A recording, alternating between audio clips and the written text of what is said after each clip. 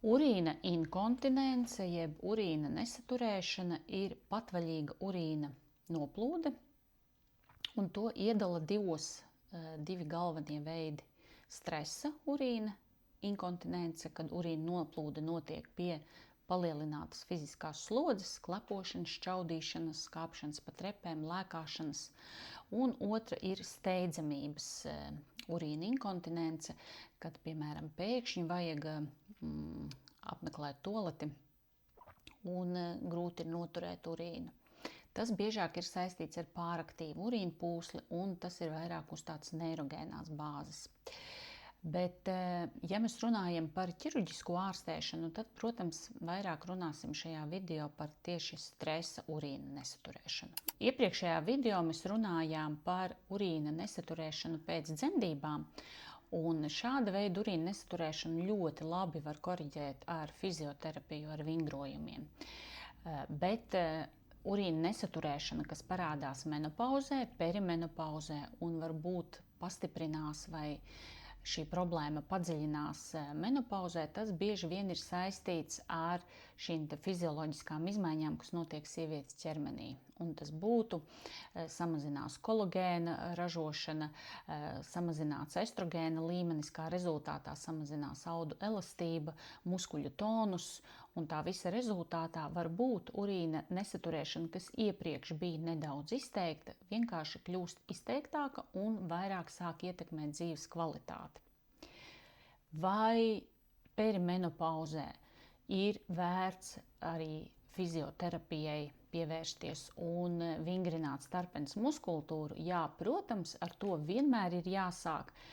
Kaut arī mēs saprotam, ka menopauzē tas efekts varbūt būs lēnāks, mazāk izteikts, bet ja tomēr 6 mēnešu laikā arī pēc fizioterapijas uzsākšanas vingrojumiem, Kegla vingrojumiem nav nekāda efekta, tad, protams, jebkurā gadījumā ir jādodas pie ārsta, vai tas būtu ginekologs vai urologs, un par šo problēmu ir jārunā. Tad, protams, veicot apskati, mēs arī novērtējam to, vai šī urīna nesaturēšana ir tiešām saistīta ar šo stresu jeb slodzi fizisko, bet nav nekādas organiskas izmaiņas, kā piemēram dzimuma orgānu noslīdējums vai kādi defekti starpenē, kas šo var provocēt.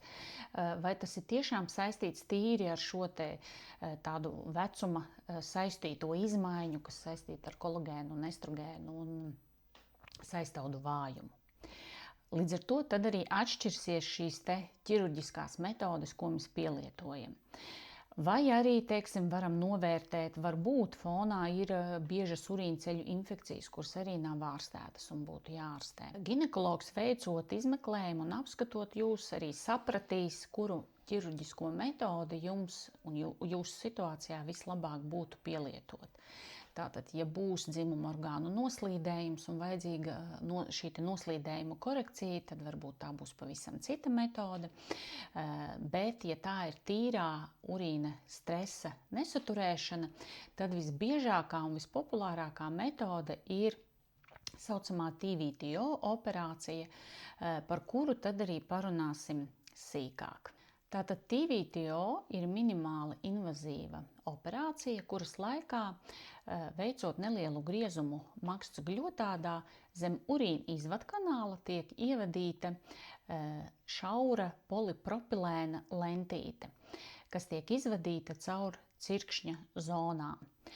Un šī lentīte ieaug, veido fibrozi zem urīna izvadkanāla, tādējādi atbalsta urīna pūšļa kakliņu. Šī polipropilēna lentītes ieaugšana aizņem apmēram 5-6 nedēļas. Šajā laikā ir svarīgi ievērot pēcoperācijas periodu, kad necelāt smagumus, nedzīvot dzimumdzīvi, lai šī lentīte labi ieaugtu. Kāda ir efektivitāte šai operācijai? Kā rāda pētījumi, līdz pat 90% gadījumu sievietes ir apmierināts un jūt uzlabojumu. Ja ne pa visiem 100%, tad lielākā daļa sieviešu atzīmē, ka uzlabojums ir par 70%. Jo šī lentīte tātad viņa ir paliekoša, tas ir polipropilēns, kurš neuzsūcās, un šis te atbalsts turpinās līdz mūža galam. Protams, vislabākie rezultāti ir, ja ir bijusi tīrā stresa urīna inkontinence bez šī steidzamības komponenta. Ja pirms tam bija arī steidzamības urīna nesaturēšana, tad, protams, šis uzlabojums būs nedaudz mazāks, varbūt pa 50, pa 60%. Tātad šī operācija, kā es minēju, ir minimāli invazīva. Tas nozīmē, ka tas notiek intravenozā anestēzijā. Operācija ilgs 10 līdz 20 minūtes. Pēc operācijas tajā pašā dienā sieviete dodas mājās. Un, kā es minēju, jāievēro šis pēcoperācijas periods. Bet kādi var būt sarežģījumi šai operācijai? Viens no sarežģījumiem var būt, ka ir ilgstoši stipras sāpes cirkšņos, bet labā ziņa, ka kādreiz viņas ir ilgstošas, bet tomēr ir galā pārējošas. Varbūt tā, ka notiek sietiņa ekspozīcija magzgļotādā, jeb slikta ieaugšana vai arī pēc ieaugšanas veidojas tās saucamās erozijas, kas var veidot šo kairinājumu, nepatīkamo sajūtu, bet arī to var pēc tam ķirurģiski koriģēt, izgriežot šo eroziju vai arī ārstējot ar antibakteriālajiem preparātiem.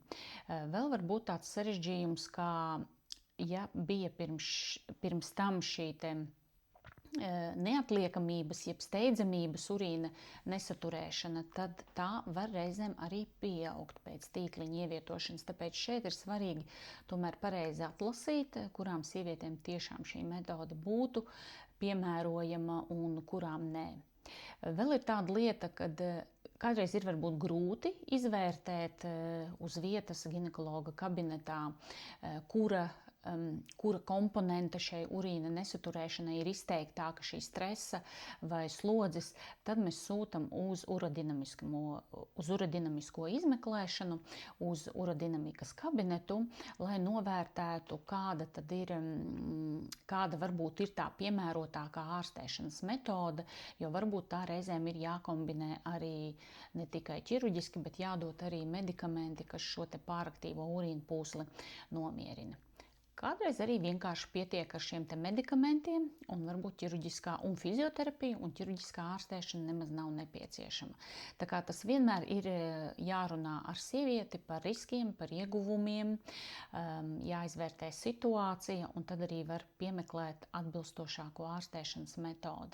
Bieži vien sievietes jautā, vai ir vērts taisīt šo operāciju.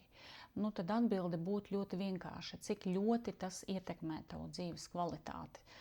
Tas ir primārais numur 1 jautājums, jo ja šīs urīna noplūdes ir vienreiz nedēļā, tad, protams, varbūt arī operācija nav nepieciešama. Bet, ja tas ietekmē tavu ikdienu un pat pie mazākas slodzes, piemēram, pie kāpšanas pa trepēm ir šie simptomi, tas būtiski ietekmē arī tavu dzīves kvalitāti, ka katru dienu ir jāstaigā ar ieliknīšiem.